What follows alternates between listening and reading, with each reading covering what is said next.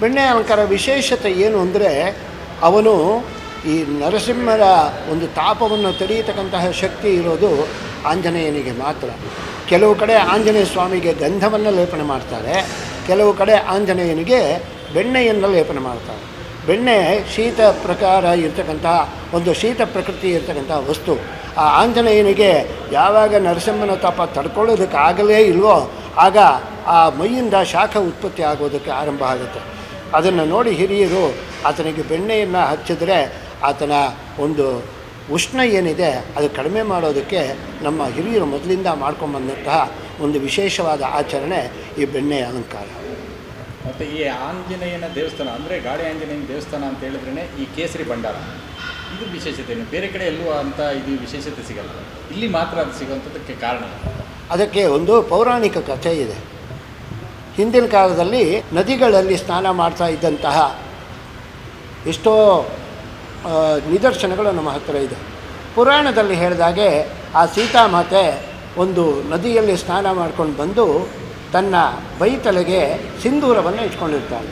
ಸಾಮಾನ್ಯವಾಗಿ ಉತ್ತರ ಭಾರತೀಯರು ವಿವಾಹ ಆಗಿರ್ತಕ್ಕಂತಹ ಆ ಸುಮಂಗಲಿಯರು ಏನಿದ್ದಾರೆ ತಲೆಯ ಬೈತಲೆಗೆ ಸಿಂಧೂರವನ್ನು ಇಟ್ಕೊಂಡ್ರೆ ಆಕೆ ಸುಮಂಗಲಿ ಎಂಬುದಾಗಿ ಅಲ್ಲಿನ ಒಂದು ಜನಗಳ ನಂಬಿಕೆ.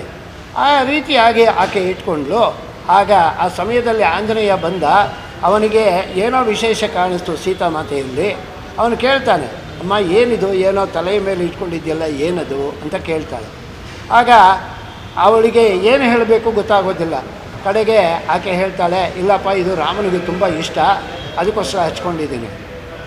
ಆಗ ತಕ್ಷಣ ಏನು ಮಾಡ್ತಾನೆ ಆಂಜನೇಯ, ಹೋಗ್ತಾನೆ ಆಕೆಯ ಹತ್ರ ಆ ಕೇಸರಿಯನ್ನೆಲ್ಲ ಈಸ್ಕೊಳ್ತಾನೆ, ತನ್ನ ಮೈಗೆಲ್ಲ ಬೆಳ್ಕೊಂಡೋಗಿ ರಾಮನ ಮುಂದೆ ನಿಂತ್ಕೊಳ್ತಾನೆ. ರಾಮ ಆಂಜನೇಯನನ್ನು ನೋಡ್ತಾನೆ, ಏನೋ ಇದು, ಯಾಕೋ ಈ ಥರ ಸಿಂಧೂರ ಬೆಳ್ಕೊಂಡಿದ್ಯಾ ಅಂದರೆ, ಇಲ್ಲ ಸೀತಾಮಾತೆ ಹೇಳಿದ್ರು ಈ ಥರ ಸಿಂಧೂರವನ್ನು ಇಟ್ಕೊಂಡ್ರೆ ನಿನಗೆ ಪ್ರೀತಿ ಅಂತೆ, ಅದಕ್ಕೋಸ್ಕರ ಆಕೆ ಅಷ್ಟು ಇಟ್ಕೊಂಡಿದ್ದಕ್ಕೆ ಅಷ್ಟು ಪ್ರೀತಿ ಆಕೆಗೆ ನೀನು ಕೊಟ್ಟಿದ್ದೀಯಾ, ನಾನು ಮೈಗೆಲ್ಲ ಬೆಳ್ಕೊಂಡಿದ್ದೀನಿ, ನನಗೆ ನೀನು ಆಶೀರ್ವಾದ ಮಾಡು ಅಂತ ಹೇಳಿದಾಗ ರಾಮದೇವರು ಅವನಿಗೆ ತಲೆಯನ್ನು ನೇವರಿಸಿ ಆಶೀರ್ವಾದ ಮಾಡ್ತಾರಂತೆ. ಹಾಗಾಗಿ ಇದು ಮೊದಲಿಂದ ನಮ್ಮ ದೇವಸ್ಥಾನಕ್ಕೆ ಬಂದಿರತಕ್ಕಂಥ ಪದ್ಧತಿ. ಮೊದಲಿನಿಂದ ಸಿಂಧೂರ ಸೇವೆ ಅಂತಾರೆ. ಏನು ಅಂದರೆ ಇಲ್ಲಿ ಉತ್ತರ ಭಾರತದಿಂದ ಮೊದಲು ಕೆಲವರು ಬರ್ತಾಯಿದ್ರು, ಅಂತಹವರು ತಂದು ಕೊಡ್ತಾಯಿದ್ರು. ಅದನ್ನು ನಾವು ದೇವರ ಮೇಲೆ ಬಳಿತೀವಿ. ಅದು ಭಕ್ತರಿಗೂ ಸಹ ಆ ಒಂದು ದೇವರ ಮೇಲೆ ಇರ್ತಕ್ಕಂಥ ಸಿಂಧೂರವನ್ನು ಅವರಿಗೆ ಕೊಡ್ತೇವೆ. ಅವರು ಅದನ್ನು ಹಣೆಯಲ್ಲಿ ಇಡಬೇಕು. ಸಾಮಾನ್ಯವಾಗಿ ಸಿಂಧೂರವನ್ನು ಹಣೆಗೆ ಹಾಕಿಡಬೇಕು. ಆ ಸಿಂಧೂರ ಅನ್ನೋದು ಹಣೆಗಿತ್ತು ಅಂತ ಹೇಳಿದ್ರೆ ಮೊದಲು ಯಾರು ನಮ್ಮನ್ನು ನೋಡ್ತಾರೋ ನಮ್ಮ ಮೇಲೆ ದೃಷ್ಟಿ ಬೀಳುತ್ತೆ. ಅವರ ದೃಷ್ಟಿ ಬೀಳಬಾರ್ದು ಅಂತ ಹೇಳಿದ್ರೆ ಆ ಸಿಂಧೂರವನ್ನು ಹಣೆಗೆ ಇಟ್ಟರೆ ಯಾವುದೇ ವ್ಯಕ್ತಿಯ ಏನೇ ದೃಷ್ಟಿ ಇದ್ದರೂ ಮೊದಲು ಆ ಸಿಂಧೂರವನ್ನು ನೋಡಿಬಿಟ್ರೆ ಆಕೆಯ ಅವರ ದೃಷ್ಟಿಯೆಲ್ಲ ಪರಿಹಾರ ಆಗೋಗುತ್ತೆ, ಇವರಿಗೆ ಆರೋಗ್ಯ ಚೆನ್ನಾಗಿರುತ್ತೆ ಅನ್ನತಕ್ಕಂಥ ಉದ್ದೇಶದಿಂದ ಹಿರಿಯರು ಆಂಜನೇಯನ ಮೈ ಮೇಲೆ ಪೂರ್ತಿ ಬೆಳೆದಂಥ ಸಿಂಧೂರವನ್ನು ಒಂದು ಎಲೆಯಲ್ಲಿ ನಮಗೆ ತೆಗೆದುಕೊಡ್ತಾರೆ.